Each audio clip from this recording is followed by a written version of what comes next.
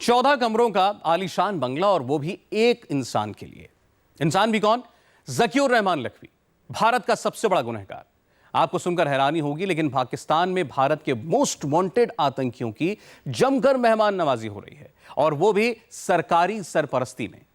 मुंबई के 26/11 हमले के मास्टरमाइंड ज़कीउर रहमान लखवी पर पाकिस्तान इस कदर मेहरबान है कि वो फौज के हेलीकॉप्टर का इस्तेमाल करता है, और उसकी खातिरदारी में लगी है पाकिस्तान की फौज और ISI। इंडिया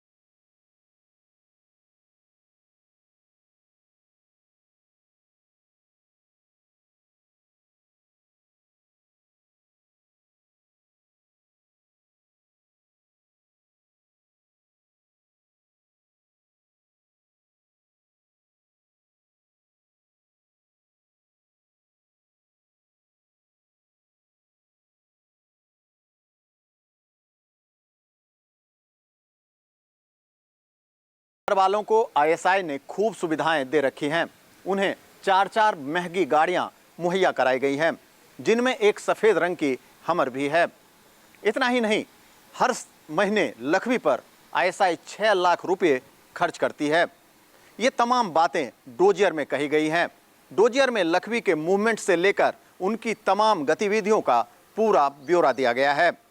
जब तक इनको इस तरीके से पनाह दी जाएगी, इनको सपोर्ट दिया जाएगा, लीगल प्रोटेक्शन दिया जाएगा, उतना ही नज़दीक पाकिस्तान जाएगा towards being declared a terrorist state. Mumbai हमले के मास्टरमाइंड लखवी की किस कदर खातिरदारी हो रही है, इसका अंदाजा इसी बात से लगाया जा सकता है कि लखवी और उसका पूरा परिवार पाकिस्तानी सेना का चॉपर इस्तेमाल करता है। खुफिया एजेंसियों के पास लखवी की इसी महीने के पहले हफ्ते की कुछ तस्वीरें भी हैं, जिसमें वो सेना के हेलीकॉप्टर से अपने परिवार वालों के साथ एक खास ठिकाने पर आते जाते दिख रहे हैं।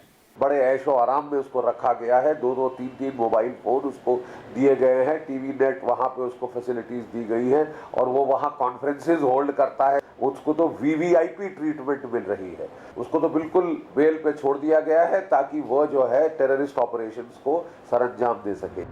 तो इस तरह पाकिस्तान में राजसी ठाट बाट के साथ रहता है मुंबई हमले का गुनहगार ज़कीउर रहमान लखवी।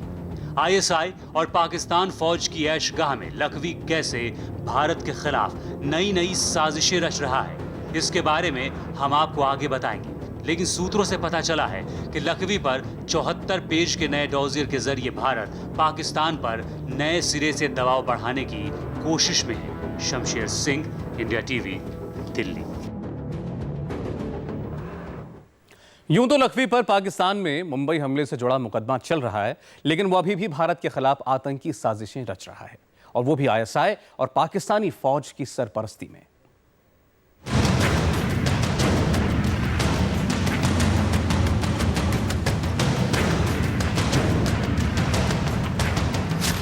चौदह कमरों का सरकारी बंगला जिसमें मौजूद हैं तमाम तरह की मॉडर्न फैसिलिटीज। लाहौर के पास ऐसे ही ऐशगाह में ज़कीउर रहमान लखवी बुन रहा है भारत के खिलाफ आतंक के नए नए प्लॉट, रच रहा है नए आतंकी हमलों की साजिश। इसकी भनक भारतीय खुफिया एजेंसियों को लग चुकी है। खुफिया एजेंसियों ने लखवी के कई कॉल इंटरसेप्ट किए हैं, जिसमें साफ पता चलता है कि वो एक बार फिर कश्मीर में गड़बड़ियां फैलाने में लगा हुआ है। आईएसआई और पाक सेना की मदद से वो एक बार फिर किसी बड़े हमले को अंजाम देने में लगा हुआ है। इस इंटरसेप्ट से यह भी पता चला है कि लखवी कश्मीर के 2 लोगों से लगातार संपर्क में भी है।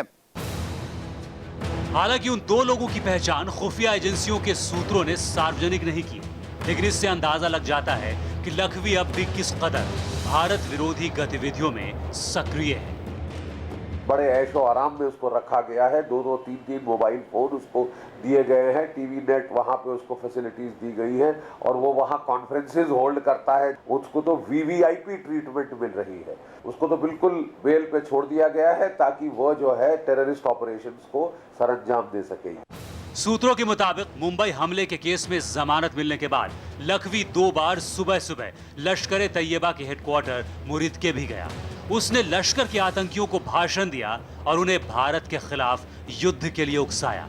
हाफिज सईद के साथ लखवी की एक अहम मीटिंग भी हो चुकी है।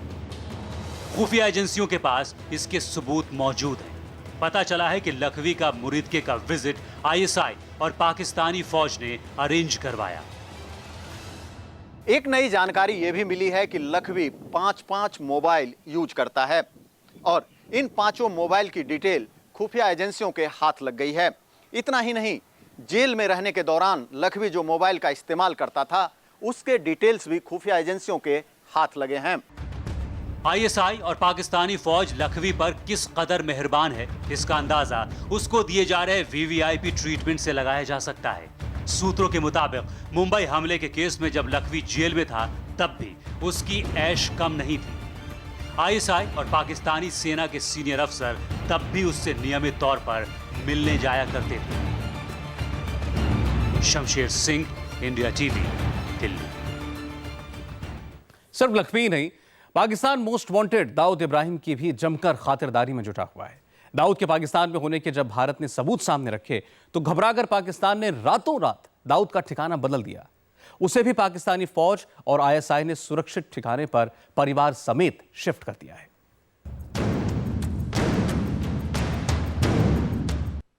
पहली बार पूरी दुनिया ने सुनी दाऊद की बीवी की आवाज।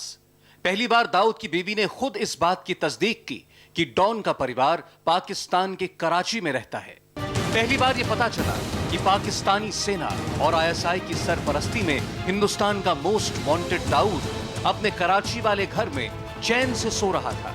लेकिन इसी खुलासे के बाद दाऊद का पता फिर बदल गया। सूत्र बताते हैं कि आईएसआई तुरंत हरकत में आई और फौरन दाऊद का ठिकाना बदल दिया गया।